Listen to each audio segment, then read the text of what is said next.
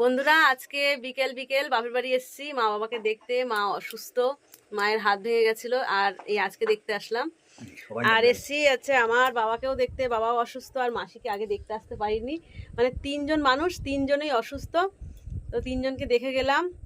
আর এই যে আমার বাবা, এই যে আমার মাসি, মাসি এখন অনেকটাই ভালো আছে, বাবাও এখন ভালো কথা বলছে, আর মারই হাতটা একটু ব্যথা আছে।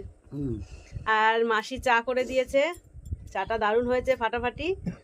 আর এখন কটা বাজে? এখন বাজে 5:30, 6টার মধ্যে বেরিয়ে যাওয়ার চেষ্টা করব। মার এতটাই শরীর খারাপ যে মার জ্বর এসেছে, মা ছিল মশারির মধ্যে, মশারি থেকে টেনে বার করতে হয়েছে। মায়ের শরীর খারাপ থাকলে কিছুই ভালো লাগে না। মাসি চা করে দিল, আসার সঙ্গে লেবুর জল করে দিল। অনেকদিন ধরে মা বাবার কাছে আসার ইচ্ছা ছিল, যা বৃষ্টি হচ্ছিল সেই কারণে আর হয়ে উঠছিল না। তো ফাইনালি আজকে আমি আসতে পেরেছি, আর তিনজনের সাথে সময় কাটিয়েছি, আমার বেশ ভালো লাগলো। তো এখন সোজা বাড়ি।